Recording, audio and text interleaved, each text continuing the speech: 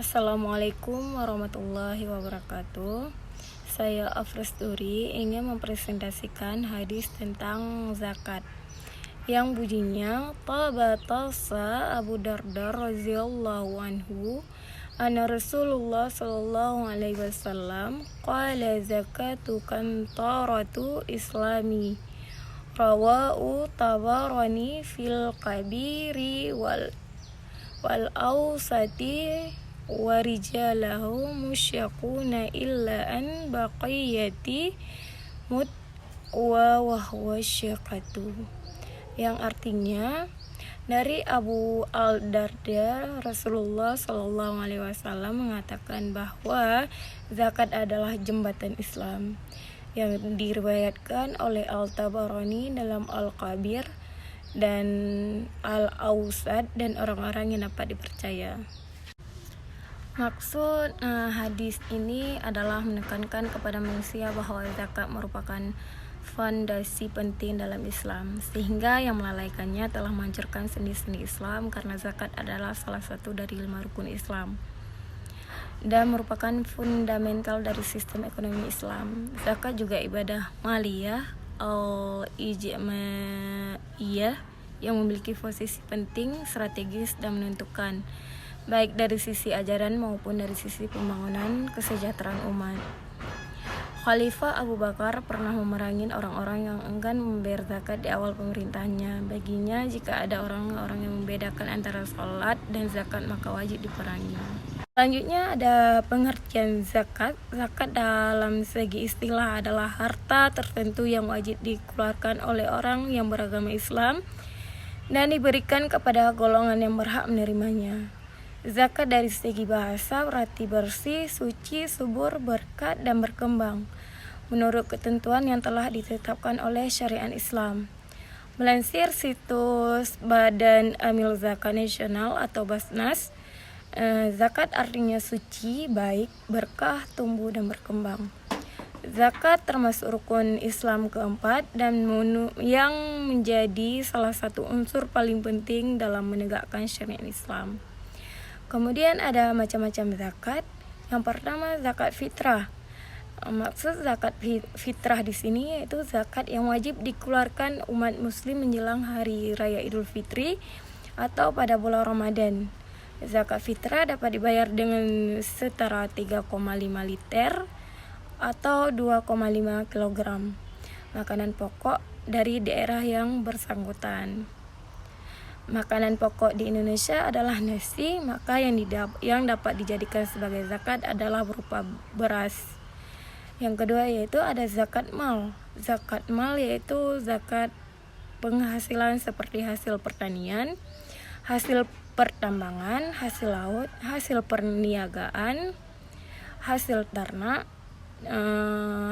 harta temuan, emas dan perak. Selanjutnya ada golongan yang berhak menerima zakat. Yang pertama yaitu fakir. Fakir adalah orang-orang yang memiliki harta namun sangat sedikit. Orang-orang ini tidak memiliki penghasilan sehingga jarang bisa memenuhi kebutuhan sehari-hari dengan baik. Yang kedua, miskin. Miskin di atas fakir. Ada orang-orang yang disebut miskin. Mereka adalah orang-orang yang memiliki harta namun juga sangat sedikit. Penghasilannya sehari-hari hanya cukup untuk memenuhi makan, minum, dan tak lebih dari itu. Yang ketiga, amil. Amil adalah orang-orang yang mengurus zakat, mulai dari penerimaan zakat hingga menyalurkannya kepada orang yang membutuhkan. Selanjutnya ada mu'alaf, orang yang baru masuk Islam atau mu'alaf juga menjadi golongan yang berhak menerima zakat. Ini bertujuan agar orang-orang semakin mantap meyakini Islam sebagai agamanya, Allah sebagai Tuhan dan Muhammad sebagai Rasulnya. Selanjutnya ada riqab. Riqab memerdekakan budak di zaman dahulu. Banyak orang yang dijadikan budak oleh saudara-saudara kaya. Inilah zakat yang digunakan untuk membayar atau menebus para budak agar mereka dimerdekakan. Selanjutnya ada gharim. Gharim ini orang yang memiliki hutang, merupakan orang yang memiliki hutang berhak menerima zakat. Namun orang-orang yang berhutang untuk berkepentingan maksiat seperti judi atau berhutang demi memulai bisnis lalu bangkrut, hak mereka untuk mendapat zakat akan gugur. Selanjutnya ada fisabilillah. Fisabilillah adalah segala sesuatu yang bertujuan untuk kepentingan di jalan Allah. Misal, pengembangan pendidikan, dakwah, kesehatan, panti asuhan, madrasah, diniyah, dan masih banyak lagi. Selanjutnya ada Ibnu Sabil. Ibnu Sabil ini disebut juga sebagai musafir atau orang-orang yang sedang melakukan perjalanan jauh, termasuk pekerjaan dan pelajar di tanah perantauan.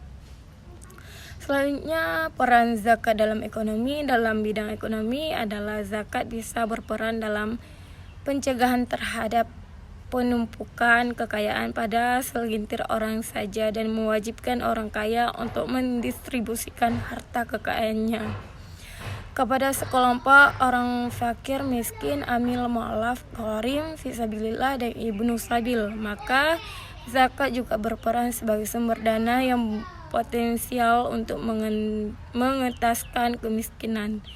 Zakat juga sebagai instrumen di redistribusi harta sangat berperan untuk mempercepat kemudahan akses memperoleh kesehatan, pendidikan, sosial, dan ekonomi. Dengan demikian diharapkan pada memutus rantai kemiskinan dan mempercepat kesejahteraan rakyat. Kesimpulannya yang dapat bisa kita ambil yaitu hikmah dan manfaat zakat adalah untuk menolong, membantu, dan membina mereka terutama fakir miskin ke arah kehidupan yang lebih baik dan lebih sejahtera sehingga mereka dapat memenuhi kebutuhan hidupnya dengan layak. Sekian dari saya. Wassalamualaikum warahmatullahi wabarakatuh.